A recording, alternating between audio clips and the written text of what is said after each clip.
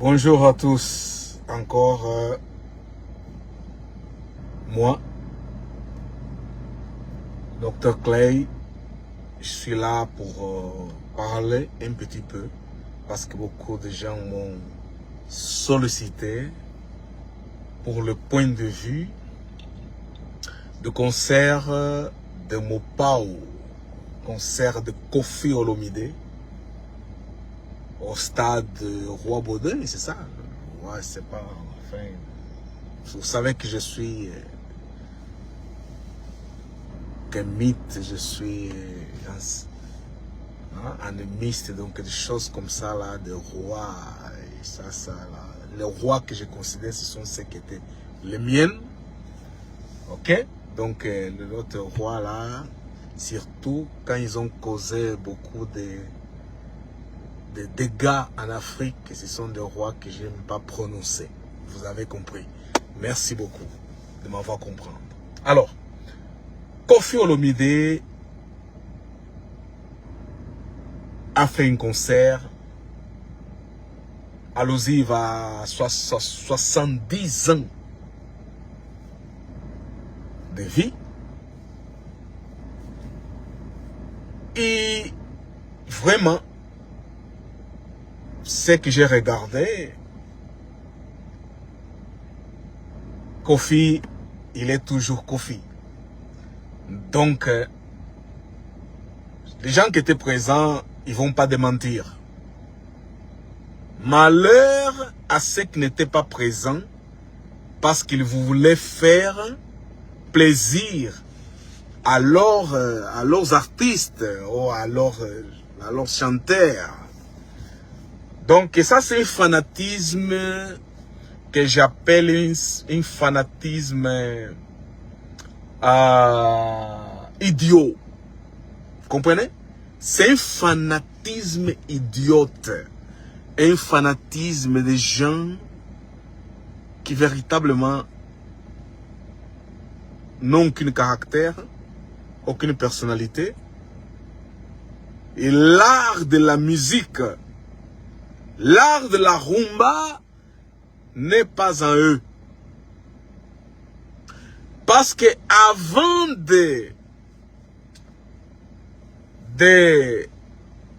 en fait, déguster la rumba chantée par un ou l'autre chanteur, la seule chose qui les préoccupe, c'est qui est le chanteur.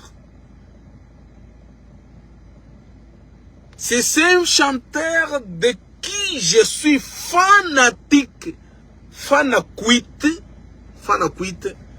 là, même qu'il chante, il ne respecte pas l'art de la chanson, de la mélodie. Mais parce que je suis un fanaquite, hein, un fanatique inconscient, je vais y aller. Je vais défendre. Mes frères, vous allez m'excuser un peu. Nako lobamo biloko moko moyango kilo. Beaucoup de gens m'ont écrit. Ah, Dr Clay, toi tu parles lingala. T'es angolais, tu parles lingala. Écoute mes frères, j'ai appris lingala dans une église. Et pourquoi? Parce que j'ai fréquenté cette église. Le dirigeant de cette église parlait lingala. Et son entourage parlait lingala. Parce que c'était des frères d'Ouija. Hein? De Makela de Zombe et tout ça là. Comme moi eux-mêmes s'identifient. Et il parlait que lingala. Alors je me suis dit, il faut que j'apprenne lingala. Si j'apprends pas lingala, je vais être toujours discriminé et mis à côté. C'est comme ça que je me suis intéressé à apprendre le lingala. Vous avez compris? Un Angolais, Luba, il s'intéresse à lingala. Je vous dis la vérité, hein? Les Angolais Luba n'aiment pas parler lingala. Parce que pour eux, c'est une langue, ce que nous appelons en portugais, uma língua de gíria. Uma língua de gíria. Donc, les Luba angolais, savez qu'il y a Luba congolais, il y a Luba angolais, de ce que je suis, de la part de ma mère. Donc, ils n'aiment pas parler lingala.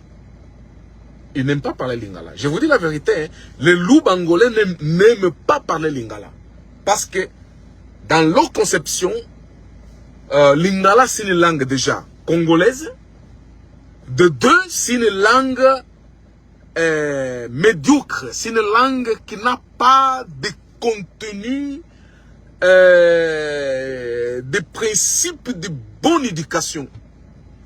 Et donc, c'est une langue qui était exprès pour les militaires, pas pour les gens urbains, on va dire comme ça, les gens urbains. Oh, les gens avec certains principes.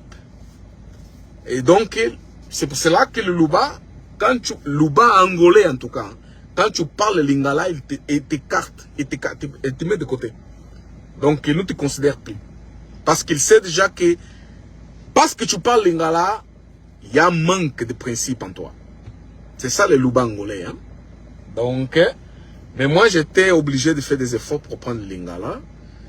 Dans cette église où je suis arrivé jusqu'à révérend pasteur, j'ai dirigé, j'ai formé des pasteurs, j'ai formé des diacres. Beaucoup de pasteurs aujourd'hui qui prêchent, que je vois là dans les réseaux sociaux, ce sont des gars que j'ai formés comme des pasteurs. Donc, en étant un instructeur, un enseignant, un docteur, donc j'ai formé ces gens-là.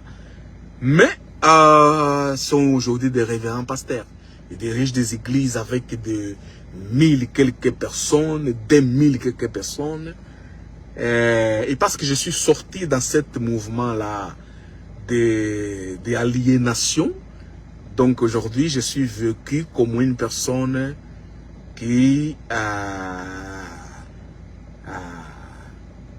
dans leur langage, abungi. Abungi. Donc, à Kozanga Bukonzi, na lola abungi, avec cette genre d'idiotie que le pasteur, avec un niveau même théologique, qui n'est pas acceptable. Alors, mais je mets ça de côté, c'était pour vous dire par rapport à pourquoi je parle de temps en temps lingala. J'ai appris dans une église. Et parce que cette chaîne-là, c'est une chaîne de YouTube que j'ai vraiment consacrée. C'était une chaîne consacrée à l'enseignement du calvinisme, réforme,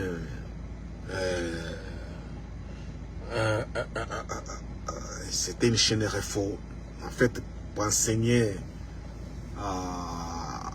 des études réformées, calvinistes, donc souverainistes.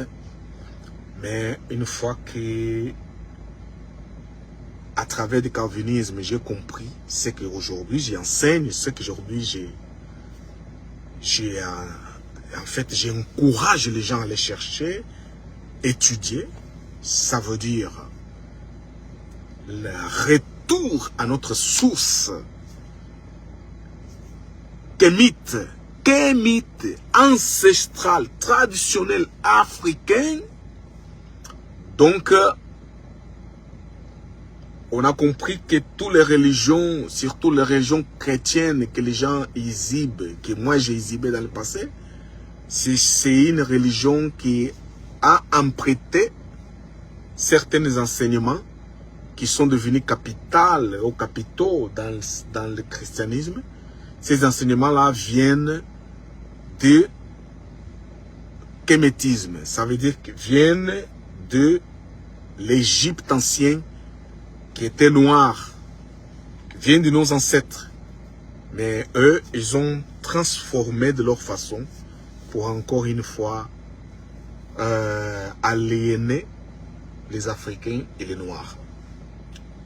mon combat intellectuel, spirituel, dans les connaissances, c'est dans ce sens-là. Alors, je mets ça à côté pour dire quoi? Pour dire que mes frères, Koffi Olomide en Belgique. Une chose que je vais demander à Koffi Olomide, s'il te plaît, au nom de tous les parents, arrêtez de chanter Didi Stone Ngambela. Arrête.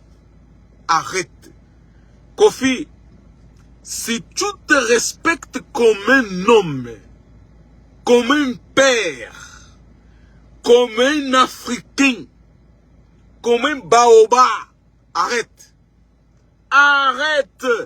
Tu es en train de donner beaucoup d'importance à une fillette mal éduquée, une fillette qui ne comprenne pas le précepte de notre culture, de notre tradition et de notre principe africain noir.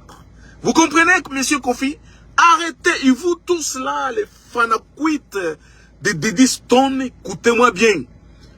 Vous êtes en train d'apporter dans la société africaine une chose qui s'appelle les défis de l'autorité parentale. Dans notre tradition bantou, dans notre tradition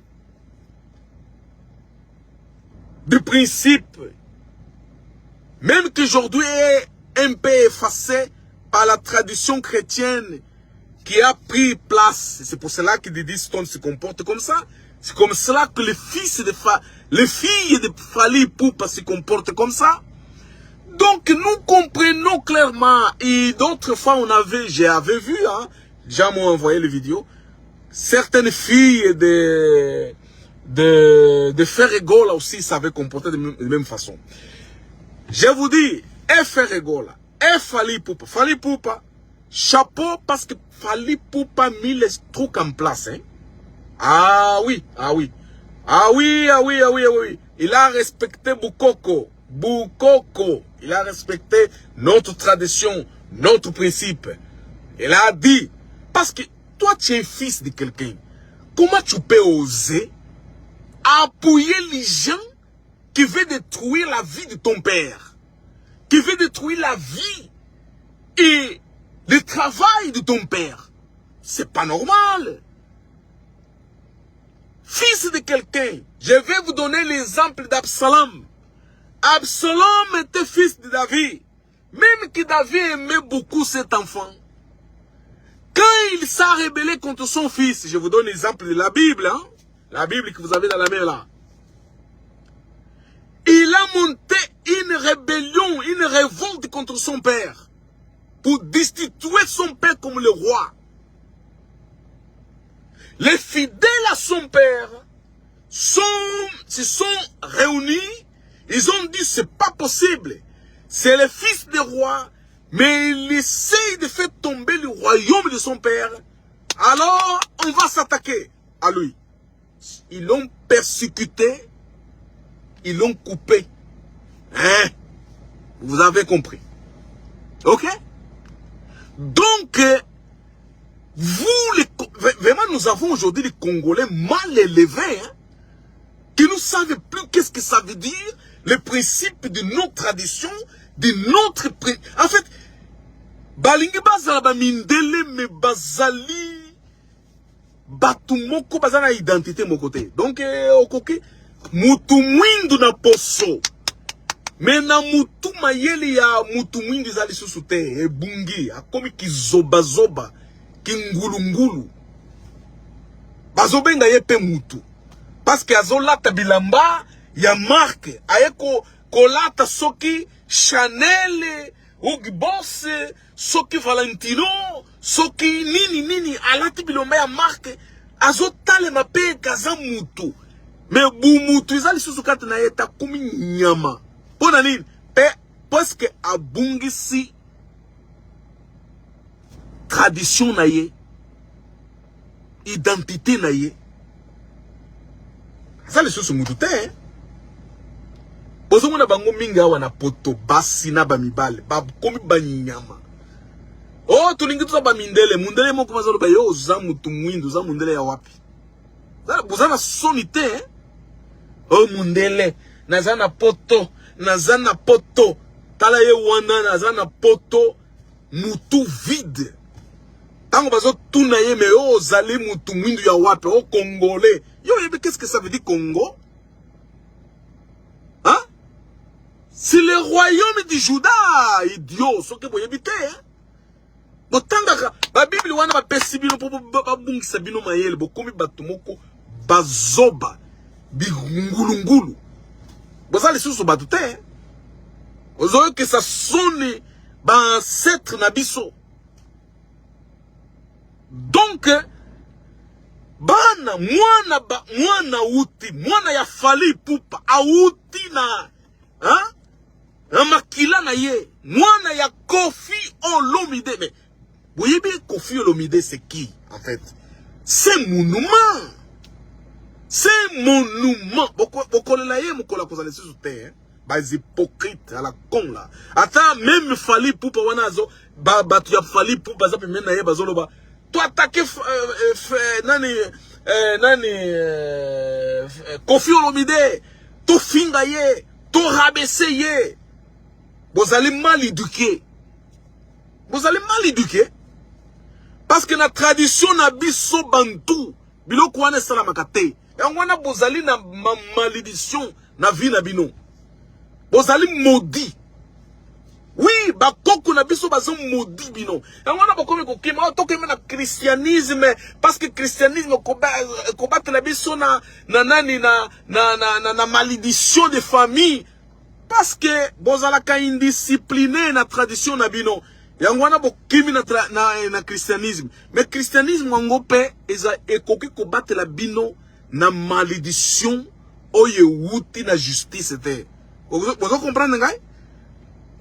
Parce que même na christianisme bazoye bisayo ke mwana honore papa na yo mama na yo.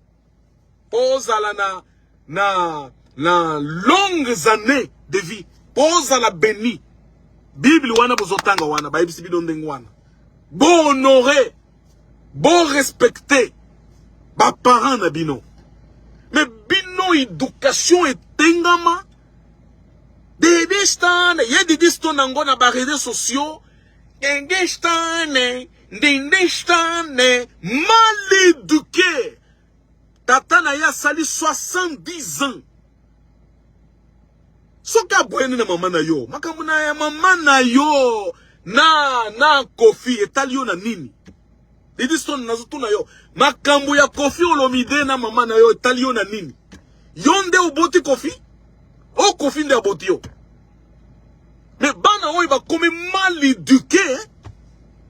Bino batata congolais na ba mama congolais. Bozali complice na mauvaise éducation. Na bana na biso. Mais bana na biso ba kolindengo wana te. Bozonge la bukoko, bozonge la tradition na biso, éducation na ndenge oyo bakoko na biso batalisi biso. Bakambo yo nyonso ekosala malisusu te. Didi Stone nazo pesa yo conseil. Papa na yo azananu na bomoi. Makambo ya Koffi Olomide na mama na yo etali yo te. Ne di prenen de loin. Ne de prenen de loin. Mwana, selon tradition na biso. Na ebisi yo. Okoya kolele na toilette. Ukanisa makambo na zo ebisa yo. Ba fanatique na yo à la con. Bazo kosa yo. Oh non, Didi Stone. Il faut la rebelle na Koffi. Azatata na yo. Makila o izali na misisa na yo. E uti epai na Koffi. E uti epai na mutu mususu te. Au moins que maman na yo ayebisa yo ke Koffi azalaka tata na yo te. Mais soki Koffi azalaka tata na yo. Nazo yebisa yo mwana. Kende mbangu okuta na tata na yo azana na bomoi. Senga bolimbis. Ozo kitisa tata na yo na niveau moko. Vraiment ils ont pesa biso soni. Ba chrétien à la con, nde bazo batela yo, bazo le banoye, non, on a raison. Mais na buko ko na biso, na tradition na biso, na bumutu na biso, lokola bantu, mwana, ozana faute. Ozana faute. Kofi, azola kisana batuka zolinga yo mingi. Na magaloba oyo azoloba wana, azali ko protéger yo. Mais mukolo ye akoloba bon. Vraiment, na komi fatigué. Ya ko batela mwana, mais mwana, azotali sangai kaza let mwana nangai te. Mukolo kofi ya kubimiseli loba moko. Oyo ya contradiction. Mwana nazoyebisa yo mwana didi soki didi oche kombo Nike komo na ezalaka Nike na nini yo zali didi stone soki stone didi Olomide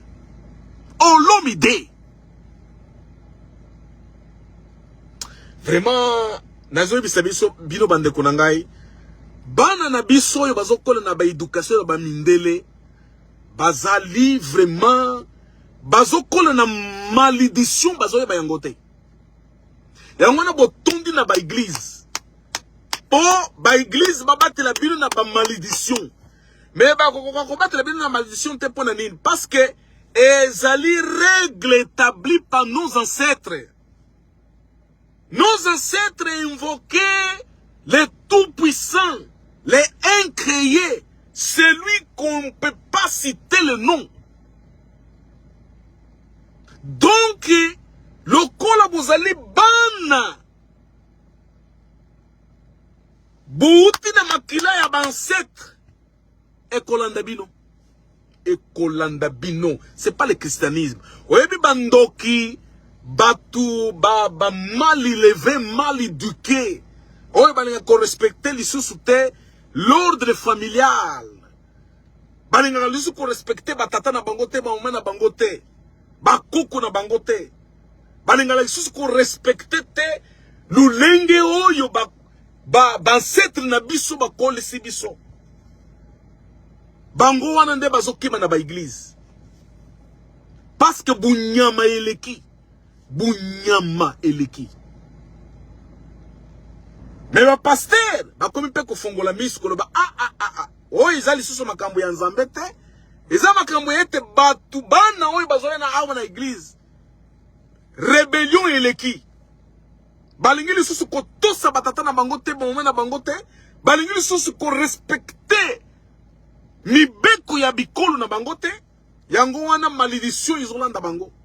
Ba pasteur ba ko gêner bakenda ba montagne soki nini eloko moko te soko zonge pa ya papa na yote mama na yote koko na yote oncle na yote osenga bulimbisi ye abimisa maloba ya kolobete nzambe oyo azana likolo oyo a créé ba koko na biso ba ancêtre na biso yoka biso mwana oyo makila na ye makila na ngai limbisa ye na likambo asalaki wana nde bomo na bino ekofungwama bokende liboso bokopambwama christianisme na ba église islamiste oyo ba musulman bazo bakosi bino des années tala bomo na bino ndenge ezali boza bato okomente banyama bokomi kokende na bambeto tina banyama mwana ya mwindu azokende na mbeto na banyama euti wapi parce que mapamboli ya bancetre na biso elongwe batiki yo mutu pamba kizengi yango wana bomo na bino izo tambola te bokomi vraiment du n'importe quoi bota la vie na bino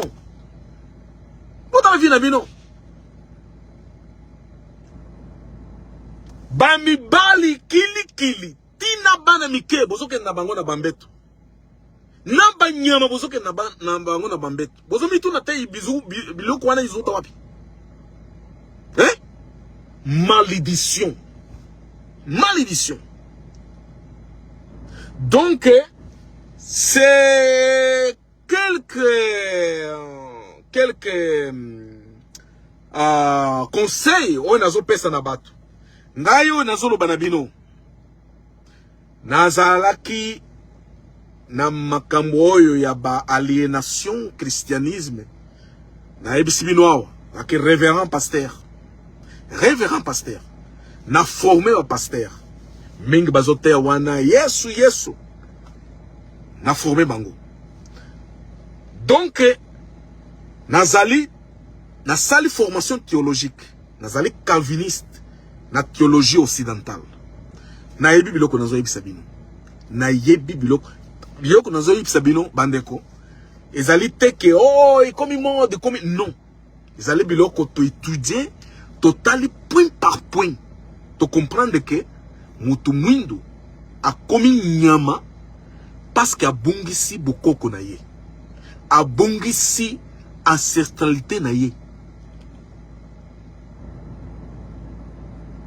Donc, Didi Stone, ce qui vraiment vous allez mwana na biso.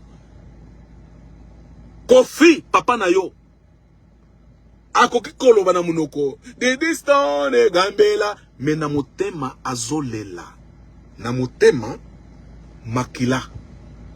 Mwana, okoya kuzuwa biloko mususu na bomo ina yo. Okokamwa. Na mama na yo mitis. Parce que, na yebisa bino basi mitise bazalaka vraiment attaché na bukoko na biso te. Iloko moko basi mitise bakendaka kuzwa na bukoko na biso ezali kaka ndenge ya kosala mabe na batu, ndenge ya kukomisa mubali kizengi. Kaka biloko mibale oyo. Oh, azala na chance ya bamibali balanda ye, bapesa ye mbongo mingi. Ngai awo nazoloba na bino.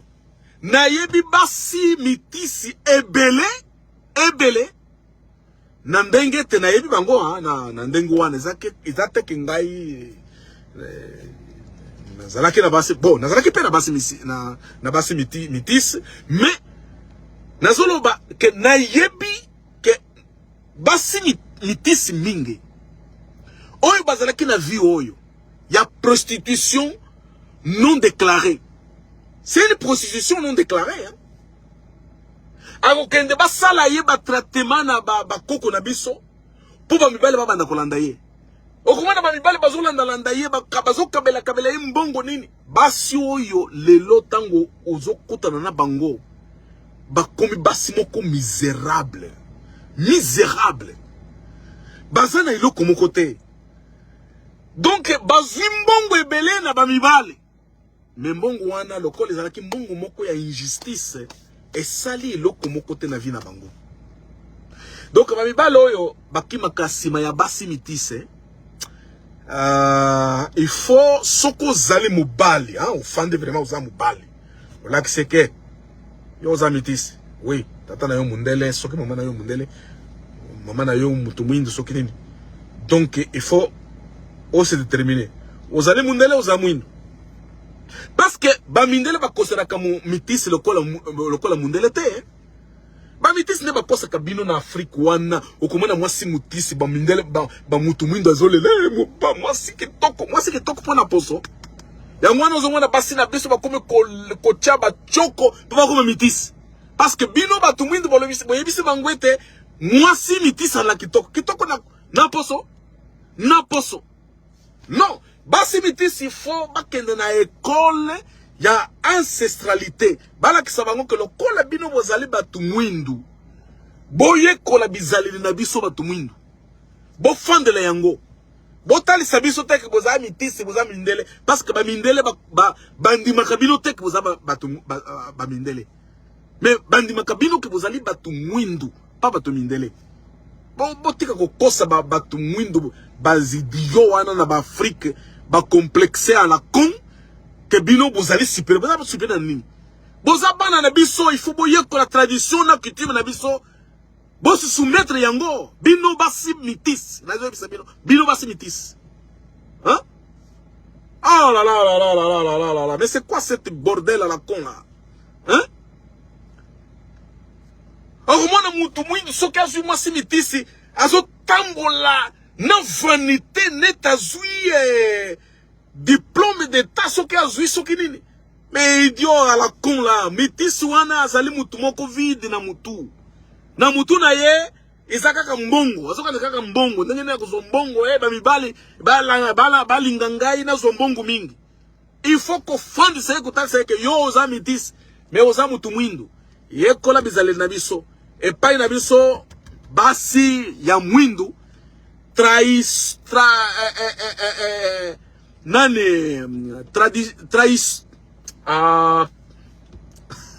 portugais na lingua est compliqué. Donc ko trahir mubali ezali loko moko grave. Et pas na biso benga chibaou. Bako kuma kan sondas ufwa. Hein? C'est ça. Basi mingi bazo balinga kobala ba mibali ya baluba te pona nini. Bazo banga chibaou. O mwana mwasi lobi, "Wewe ozamu luba." Oh, ozali nini? Soko bisaka na zamu luba. Bon nalinga kiyo mais bon. Kolo zamu lubi na baluba bozaka très compliqué, hein? Wana azolo bandengu wana parce que ayebiki muluba azalaka na ba tradition ya chibaou. Soki yo mwasi okay na mbeto na mobali mususu ba beti yo kan sonda kufi ozali mwasi moko ozali na droit vraiment ya ko yango wana bangisaka basi mingi na Congo soka beka muluba muluba yangote muluba ba compliqué te bozo kosa baluba za compliqué parce que baluba balengaka mwasi amichana isika na ye lokola mwasi lokola basi mingi na Congo bazali susu basi te ba komi biwele donc tango yo kaka uza muluba bangi ngai nalengaka na ngai ko sauter ba mur ko sauter ba fenêtre ata na zana mubali me quelques coins wana mubali mususu azolia ngai et pas na biso baluba to ko adebetre biloko wana te non on va que tout ça compliqué parce que tozali ba nyama te wana kende na bikolo mususu ba nyama oyo bakondima yo zala mwasi na ye oyo be na mbali mususu mais biso baluba interdit et ça la magate. OK? Parce que tozo battre la bukoko na biso. Bon.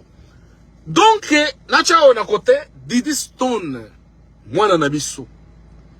Yoka kole ya papa na yo Koffi Olomide. Aza papa na yo nani mama na yo soka za la kamutu mwindu yoka ozomana siko différence entre bamitis na batu mwindu. Mama na yo Didi Stone yoka ngai bien soki mama na yo azalaki mutu mwindu mele afandisio atalisio bukoko na miso abiso allez atanga yi na zali su na bino te allez bino nyonso na baleke na yo bokende na anniversaire na tata na bino azali papa na bino mwana katepa na ya jibe kosa kana zalaka na bana na jibe oui mukulus muluba muluba sakana kate na biloko wana to sakana kate na zui bisa yeno donc yo Didi Stone papa na yo azo anniversaire na yo kiminu soki minu na yaya na yo ya mwasi asengi mama na yo po boke na anniversaire na tata na yo mwana yo oloba tena kokende te na fanda na ngai siko komi kotambola sima ya Fally Ipupa zana mwasi na ye Ketchup fungula miso Fally Ipupa azali na mwasi na ye babengi ye na Ketchup so Ketchup tika Fally Ipupa tranquille tika Fally Ipupa tranquille na ebisi yo komi kosala mwa makambo po papa na yo azala na jalousie mais Fally Ipupa yango pe azali quelque sort élève ya Koffi Olomide Fally Ipupa kobosa na teke un jour tu auras 70 ans okolinga batu baya ba fete na yo 70 ans tala iloko yo Fally Ipupa au Sali na Kofi Olomide na 70 ans. C'est normal, hein? C'est normal. Nous sommes pour nini pour bobosani bokoko, bobosani ba principe ya ancestralité na biso. Bolingo bozala ba mindele, ba mindele ngo bazo seka binoti. Bazo mona bino ko na banyama. Bazo mona bino ba mpute. Parce que bozali sous la structure, il y a principe, il y a tradition na biso te. Parce que la tradition na biso, Kofi Olomide azali professeur na yo, azali maître na yo. Yende a sali pose à yo, fali poupa. A sali 70 ans. Mais c'est que l'on la wana. O fete na ye. Eko kiti sa. Ah, nani. Eko kiti sa. Lupemba na yo te. Parce que yende moutoua fula yo. Vous comprendre? Et c'est que là qu'est-ce la plus. Parce que c'est que là pas trop le waouh. Moi na oyo vraiment atali sibiso ke a comprendre. Mukolo mususu. Kofi a cause li susu entre bisote. Azokende na ye 70 ans azokende. Muto ko représenter Kofi Olomide fali poupa. Tangu yo zoyemba bato bakoloba. Ah, Kofi. Na hivi kokoloba non ngana na lingana za la fali na lingana za Kofi te. Kofi a kolanda yo timukolo yo okukufa. Yo kangai bien, hein? Kofi a kolanda yo timukolo okukufa. Ata osali nyonso. Po bayeba teke ozali mwana ya Kofi. O mwana te na koloba mwana te, mais ozala élève ya Kofi. Dans le monde entier, ti epa ya bakishi. Epa ya bakishi. Hein? Bayebi ki mwana oyo Kofi nde fulie. Azali élève ya Kofi. Ozomona bisika bino bozo zuwa ba malédiction. Donc bozo cumuler ba malédiction na futur. Mais bozo comprendre yango te. Ba fana kuita la con oyo bazali na réseau social. Bazo défendre yo fali nini fali na moni ba mususu mitu etengama. Bazo zuwa ba image ya Kofi Olomide. Derrière nane Strade na ye isika azoyemba tant Kofi azoya wana derrière bato bazalaki te ba filmer isika wana po batalisa bato ke bato bazalaki na stade te tala Kofi bato bazalaki na stade te. C'est normal ça. Ata yo moko fali popa okozala vraiment content bato ba finga Kofi Olomide bato ba humilier Kofi Olomide ekosala yo nini oko gagner nini ozomona ndenge na Afrique tozokende mabe. Yango wana ezomema na vie na bino ba malédiction bututu. Ozokanisa nini mukolo yoka yileko nazoyebisa yo mukolo ekozala okokangama na toilette okotia maboko na mutu okoloba nzambe na ngai nazalaki wapi mutu na ngai zalaki wapi na melaki nini pona nini na tosaki te ba principe ya bukoko na biso principe ya tradition na biso. Olobi siko ba consacrer yo lokola roi ya ba nini soki banani wana na bosani kombo boli misakai okomi mukonzi soki roi ya banani est-ce que la tribune na bino wana ba koko bato oyo bayebi bukoko bazate ba yebiso yo ke mwana ata to consacrer yo pona musique mais yeba ke Kofi azali kati na yo kende okutana na Kofi boyokana hein bato ba koyebisa biloko wana te. Donc c'est n'importe quoi. Sikoye sika ngai na koloba na fali chapeau ezali ki bana ya fali bana ya basi ya fali tango babandaki ko s'attaquer tata na bango bazalaki a faveur ya adversaire ya tata na bango. Fali alobi non. Mwana na ngai fwazala na ngai. Mwana na ngai kozala contre ngai te. Lokola bango balobi ke bazali contre ngai. Na effacer kombo na bango. Na bazali susu bana na ngai te. Bon, batu mingi wa kritika ki Fali pona yango. Non, Fali azalaki na raison. Bokoko na biso za ndenge wana. Yo za mwana na mutu. Ndenge nini Non, soki tata na yo azana tor. Okosala nini? Okuta na tata na yo, kosenga bulimbisa papa na ngai limbisa ngai. Vraiment? Kuzwa ngai mabete.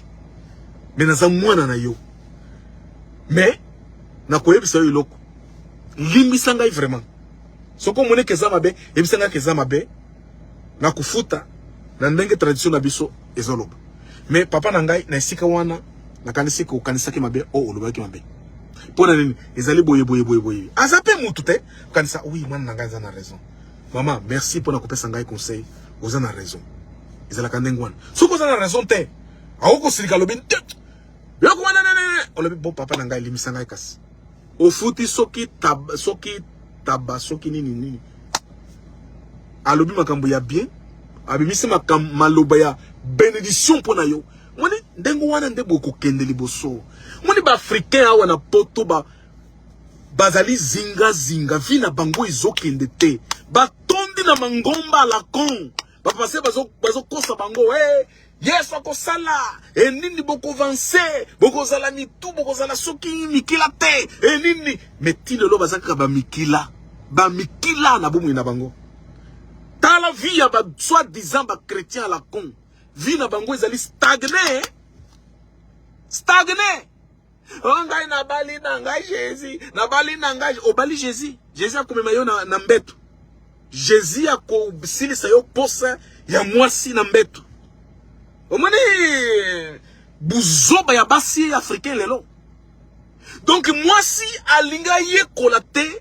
Ndenge nini mwasi africaine mwasi mwindu akoki ko batela libala na ye akoki ko zala mwasi le véritable mwasi na ndako ya mobali alingi ko yekola yango te alinga talisa kaza mwasi moko mutu makasi soki nini rebele ngai na sala kambongo na ngai moko nini le mobala ko sala ngai nini nini yango wana bozo tula na mama ngomba bokomi basi ya ba pasteur na ba kuku. Eh oui, beaucoup basi mingi ba tuli bazana ba église. Ba komi ba nini ba prostituée ba pasteur.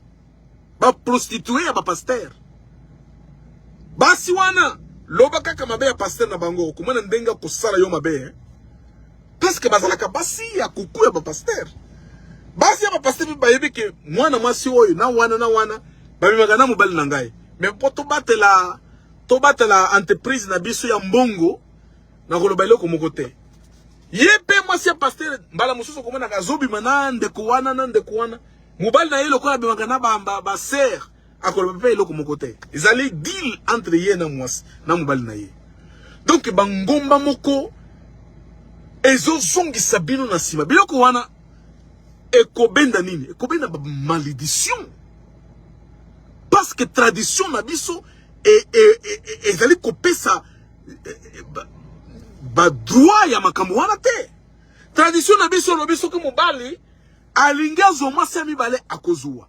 Soka zana makoke na ye ayebi ko respecter mwasi, ayebi ko tia mwasi na sika na ye, ayebi vraiment ko akozoba se mibale problème ça te. Tradition na biso epesi ningisa wana. Oh non, le christianisme mwasi moko. Mwasi moko. Basi yango, ngai mubali nini divorce. Akotika la ye moko poaza la makangu ya ba mibali oyo babali basi. Ba mibali oyo ba marié. Donc akolinga a séparer na mubali na ye po atika la makangu ya ba mibali mususu. Bunyama za mutute za nyama. Aza nyama za mutute. Tala baluba tango baluba kabalenga ko finga batu na te ka ko finga te na zoyebi sa yo solo. Est-ce que mutu normal la koko zala ndengwana? Donc Didi Stone na zoyebi sa yo aligi kwa simete kazali mwasi mwindu yango wana zo sala ba bêtise makamoma na yo zo sala ezali ba bêtise. Pas bêtise. Papa n'a 70 ans. Aux autres que papa n'a yo, à 70 ans d'engouana. C'est normal. Donc, félicitations à Kofi Olomide. Les monuments. Hein? Vraiment. Il faut que le président Fachi bassa le monument à Kofi Olomide en tant qu'elle est encore en vie au milieu de nous. C'est un maître dans l'art de la musique. Ça, personne ne peut contester. Personne. Donc, félicitations. Kofi Olomide pour 70 ans.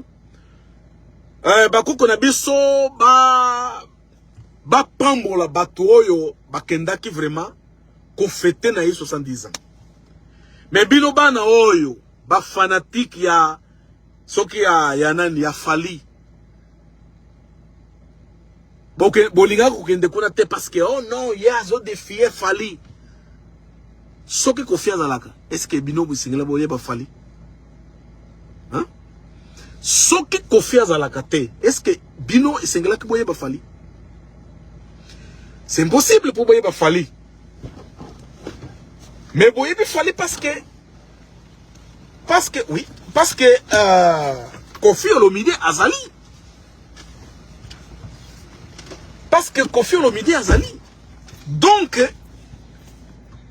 biloko bino bozo sala bande konangai ezali biloko moko ezotali seke boza lisusu bato te boza banyama mitu ebeba biloko bozolia awa na poto ebebisi bino ba mitu boza lisusu bato te bokimi botondisi ba église parce que bokomi banyama boza lisusu bato te pona nini bolingi kotosa lisusu ba éducation oyo ba koko na biso ba tata na biso ba ancêtre na biso ba talesi biso.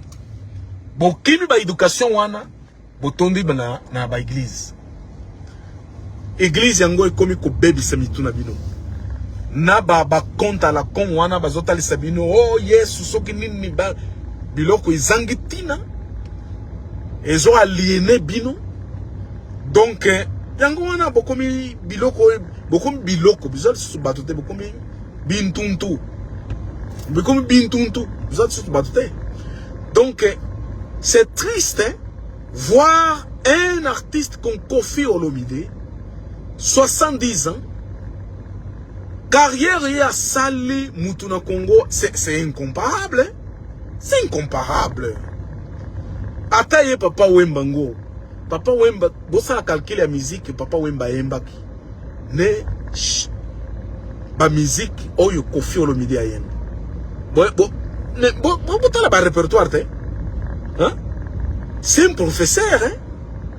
Mais le kola boza batumoko baene batumoko batu ya jalousie batu mitema mabe bunyama na kindoki bolinga ko reconnaître te iloko ya malamu oyo créateur atie kati na mutu bolinga ko reconnaître yango te bolinga ko combattre yango bo bebisa yango wana nde spécialité ya ba congolais spécialité ya congolais ko combattre loko ya malamu oyo le tout puissant a donné à chacun.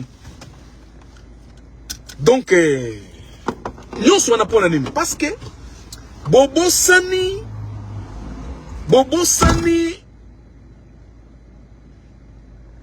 Bukoko na biso Bobo Sani baloi ya Bukoko na biso baloi ancestral na biso parce que baloi ancestral na biso ezali ko interdire biloko ebilo komo kosala lelo oyo baloi ancestral na biso ezali ko interdire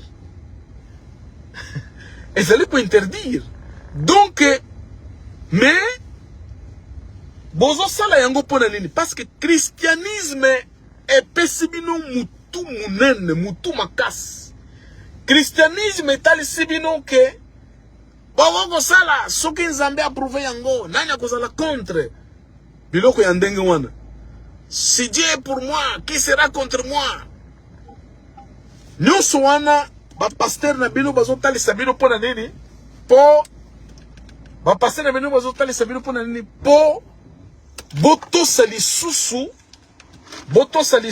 bon bokoko na biso te boto sali susu ba tradition na biso te boto sali susu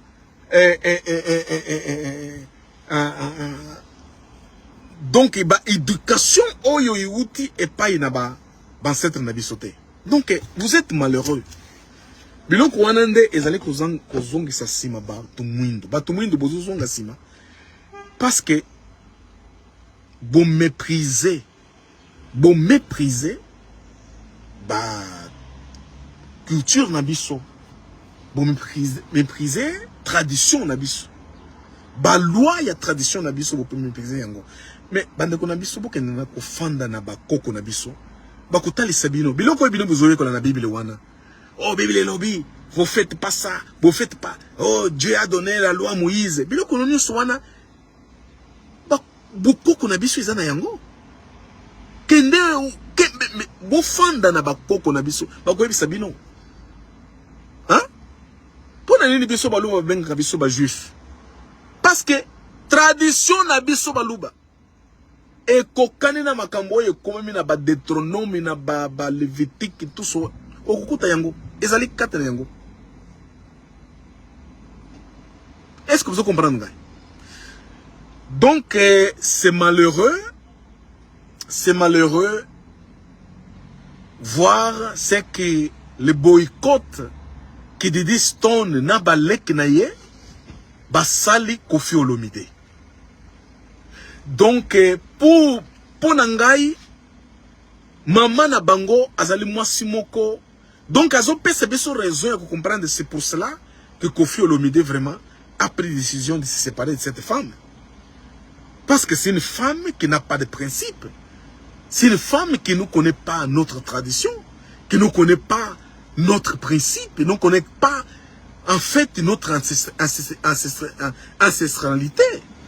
Et parce qu'il ne connaît pas notre tradition, ne connaît pas notre coutume, il n'arrive pas à éduquer ses enfants dans l'art, dans le principe de nos coutumes.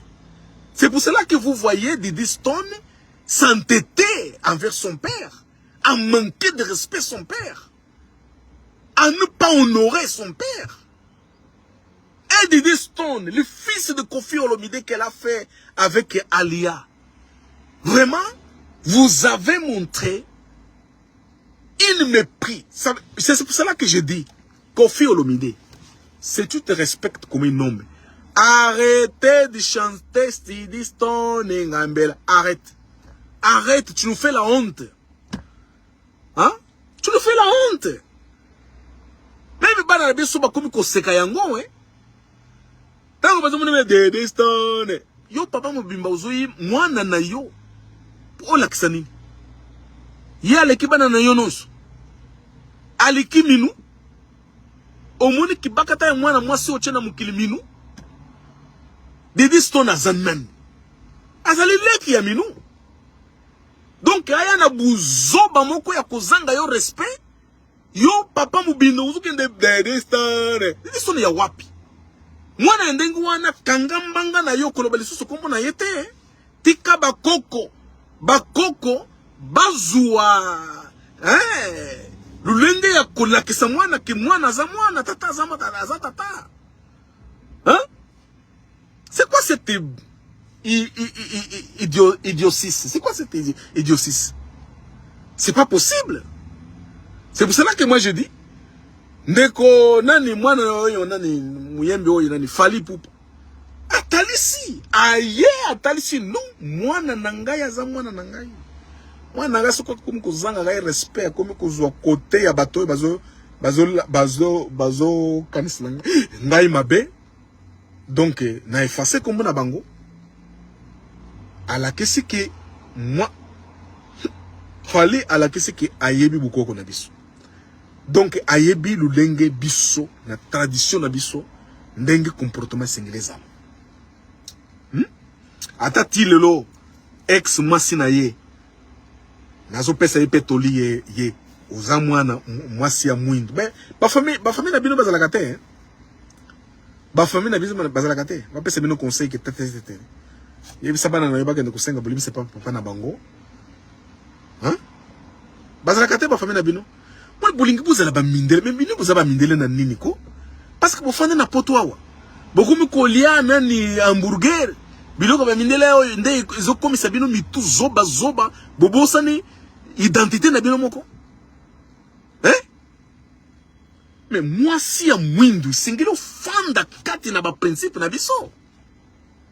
Angwana bozo tula wana kombe prostituée na poto awa parce que bolingi lisusu ko fanda na ba principe na biso te.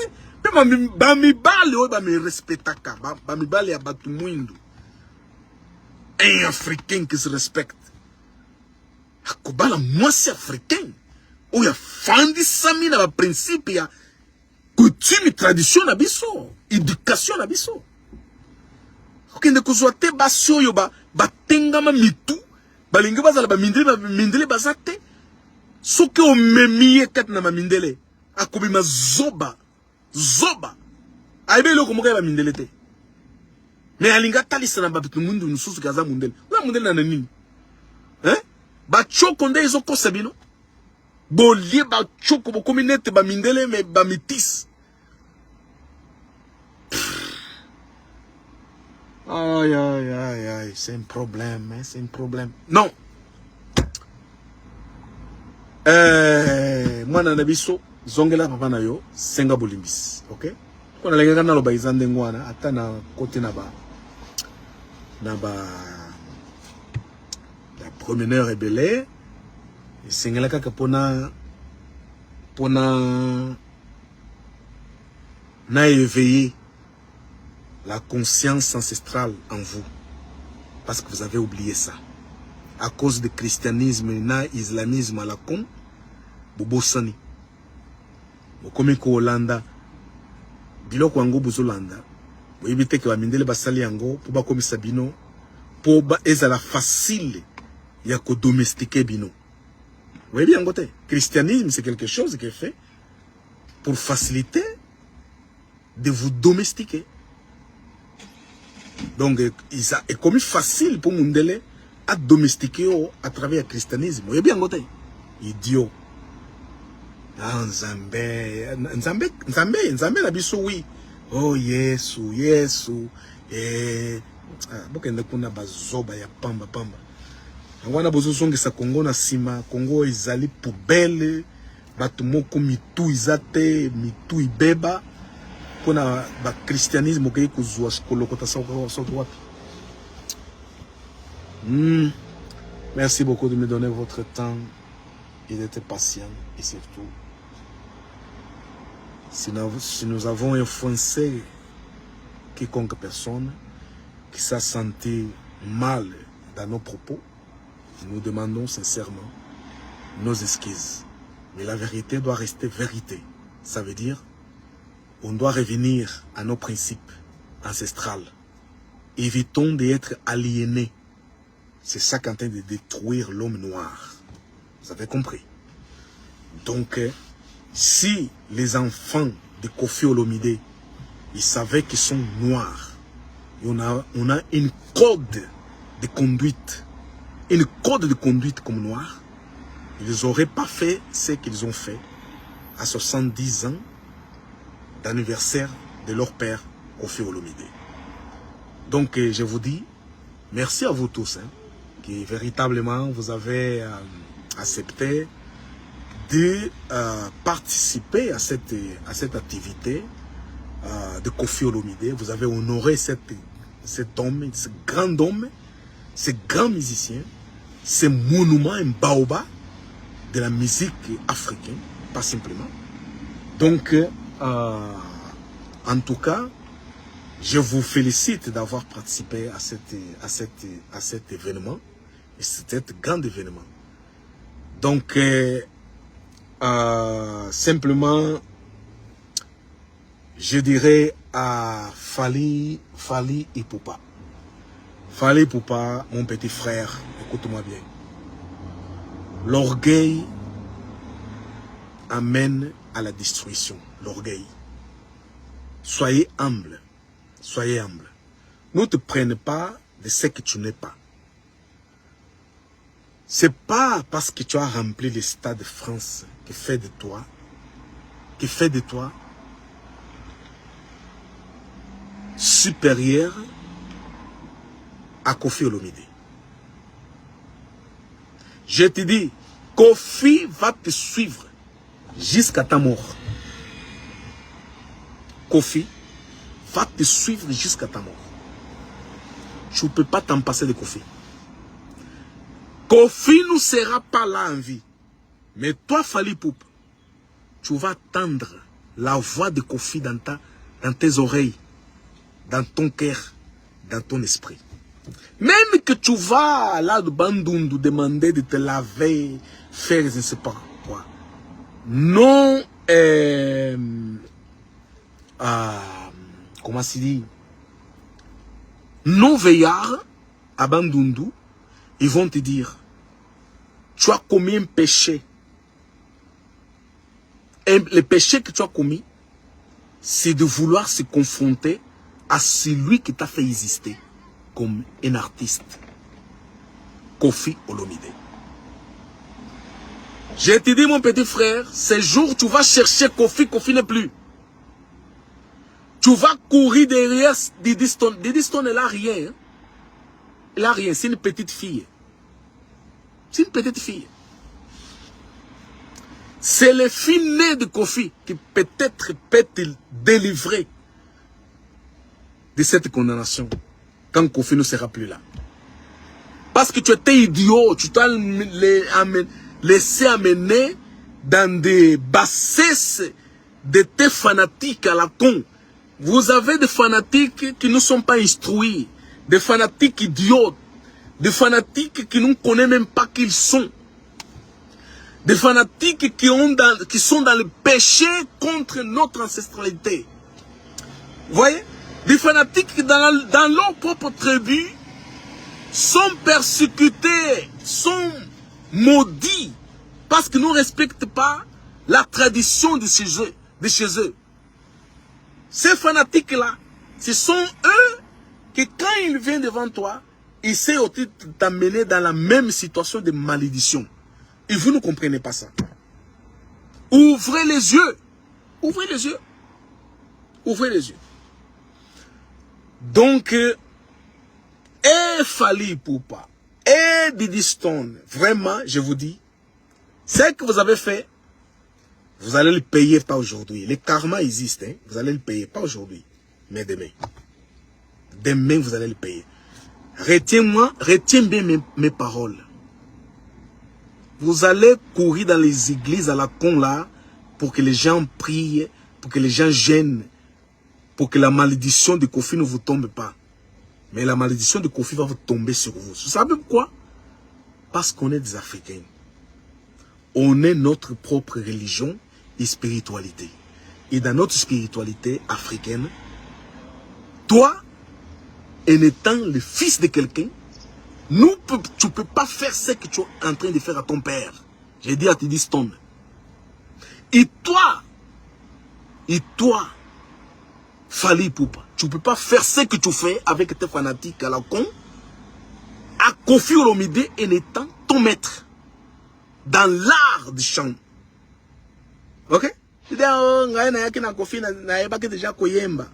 Tout ça, c'est l'orgueil. Mais tu vas le payer un jour. Souviens-toi de ces paroles que j'entends te dire. Hein? Écrivez ça. Le karma existe. Tu n'as pas respecté l'ordre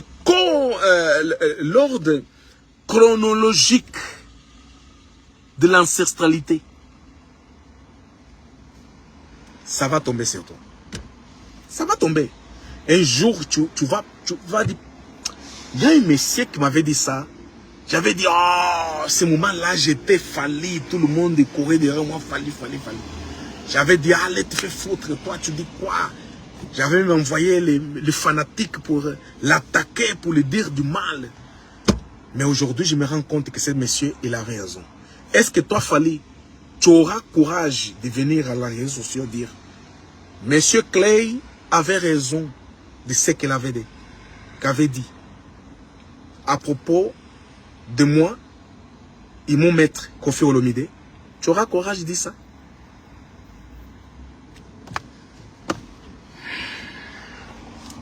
C'est triste, c'est triste. J'ai dit aussi triste aux Congolais de Belgique. Parce que j'ai vu hein, que c'était les Congolais de France, majorité qui était là à Belgique. Les Congolais d'Angleterre, pas beaucoup. Mais c'était surtout les Congolais de Belgique qui étaient là, de France qui étaient là-bas. Les Congolais de Belgique, ils n'étaient pas vraiment beaucoup là-bas. Ni Congolais d'Angleterre, ni Congolais d'Espagne, ni Congolais, ni des États-Unis, on n'a pas vu. Vous n'avez pas voulu honorer un homme qui a donné sa vie pour la musique congolaise. Un homme que l'Afrique considère et respecte comme un monument, un baobab de la musique. Aujourd'hui, vous tous, vous dites Fali, Fali. Qui a fabriqué le Fali? C'est Koffi Olomide. N'oubliez pas. C'est Koffi Olomide qui a fabriqué le Fali. Mais comme vous êtes des ingrats, vous êtes des gens irrespectueux, vous n'avez pas vraiment bobongo ici vraiment éducation na biso batumui. Yangwana bokomi vraiment banyama. Vous avez banyama. Bokomi banyama ko. Yo bino mukanisi comportement na bino wana za comportement ya batu. Boza banyama, boza batu te. Parce que mutu ko comprendre ko le batte tata oyo apesi bomo na ye ata za na ba erreur na ye. Asala ka ba gaffe biso nyonso toyebi Koffi. Mais quand na ba artiste congolais ba intellectuel quand même oyo batangi bazwibik baza banani. C'est Koffi Olomide. Koffi Olomide. Un peu oisé quoi. Ba mususu. Ah, bande konangai. Boko kanisa Koffi mukolo Koffi akozala lisusu te. Wande bokolo ba ah, tozalaki vraiment artiste. Ba musique ya Koffi lelo bozo mépriser. Yango ekozala hymne national. Mais en tant qu'azana bomoy, même le gouvernement congolais est incapable d'honorer cet homme. Gouvernement congolais a yebaki Koffi à 70 ans. Il est incapable de dire bon, biso. Mais bino boulinga boko sa biso. Hein, gouvernement congolais a monsieur Tshisekedi wana boulinga boko sa biso. C'est pas bino bo patrocinaka concert ya stade de France ya nani ya Fali Ipupa. C'est pas bino. Bo futi ba avion bo zui bato na Kinshasa bo baya na stade de France baya kotala nani ya Fali Ipupa. Pour nani bo salaki yangote d'anniversaire ya Koffi Olomide. Koffi Olomide c'est vraiment bouzuye le kola nini. Nazolo bo le kola mutu oyo azali quand même na quelque chose. Koffi Olomide. Bino vous comparez Koffi Olomide na Fali Ipupa. Vraiment. Mitu na bino e baby. Vous allez sur ce bateau, vous avez nyama. C'est pas normal. Koffi Olomide fait 70 ans. Gouvernement congolais, pas présent. Bon, oh non, Koffi a évité Bissoté. Est-ce que c'est là qui a évité Bino? Bon, et en plus, vous l'avez nommé comme ambassadeur de la musique congolaise. Ah, l'État congolais, Bounyama et l'équibino, hein. Vraiment, hein? C'est triste, hein? Ce qui boyebite ko honoré ba Congolais éminent yambo kanabino. Talandenge bo bondi saka fait rigole. C'est normal. Ba tunyo so bazo talabino, hein? Bunyama l'équibino vraiment. Boza batoute. Yangwana quelque part, hein?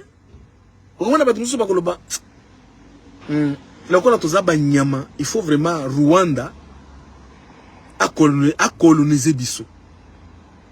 Oui. Attends, Sabino quand même quelques principes ya Bumutu. Parce que ils allaient sous Namitu na binoté. Hein? Même des choses simples, des choses normales, des choses que n'importe qui par la normalité peut comprendre. Que ça se fait.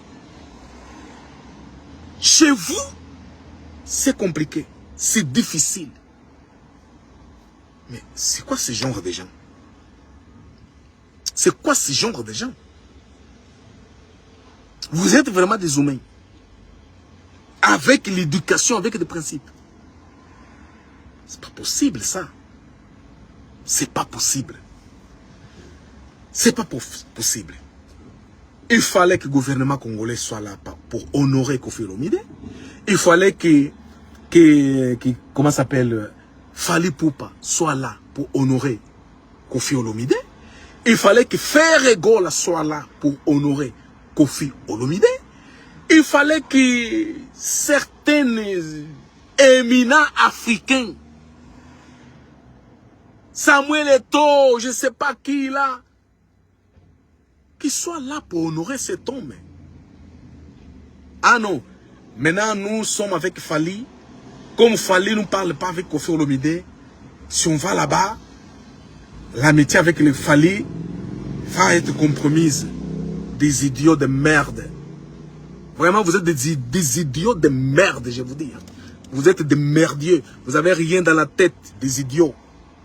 Vous êtes des poubelles. Vraiment, je vous dis, hein. Vous êtes des poubelles. Vous êtes plus des êtres humains. Comment un être humain peut accepter que son honneur à lui comme un être humain soit dépend d'un petit gamin capricieux? Parce que là, c'est ce qu'il fallait faire là avec vous. Oh non, il ne faut pas appuyer Kofi. Non, il ne faut pas les soutenir. Il faut pas. C'est un gamin. Un gamin. C'est un comportement d'un gamin. Ce n'est pas un adulte, ça. Et vous tous qui suivez ce genre de comportement, vous êtes des gamins, vous n'êtes pas des adultes. Vous ne vous rendez pas compte? C'est comme cela que vous voulez qu'on puisse construire l'Afrique avec des immatures comme ça là.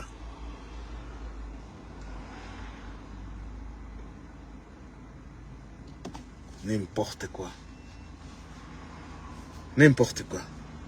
Mes frères. À la prochaine.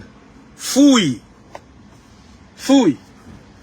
Entrei no vosso mundo para falar um pouco lingala, falar um pouco do francês, para vocês compreenderem que vocês, o vosso comportamento não é mais comportamento de seres humanos, é um comportamento de gente que queimou praticamente os miolos. Queimou os miolos. Allez, à la prochaine, merci beaucoup. Kofi, félicitations. Que nos ancêtres continuent à te préserver et continuent à enseigner les petits, des petits là, qu'est-ce que ça veut dire chanter. Ils ont besoin d'un professeur.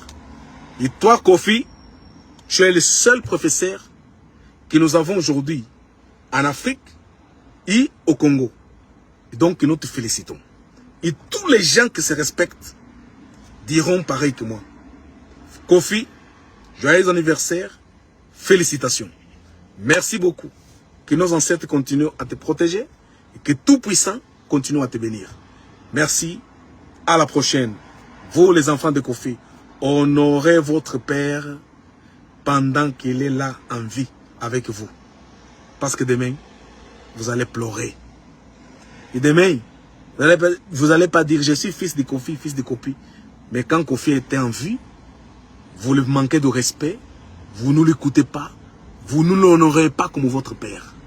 Donc, arrêtez. Et vous, les ex-femmes de Kofi, éduquez bien vos enfants. Éduquez bien vos enfants. Ces enfants-là sont des enfants de Kofi. Dans leurs veines coule le sang de Kofi Olomide. Honorez. C'est quoi ce genre de femme à la con là? Pinaise, hein? C'est n'importe quoi.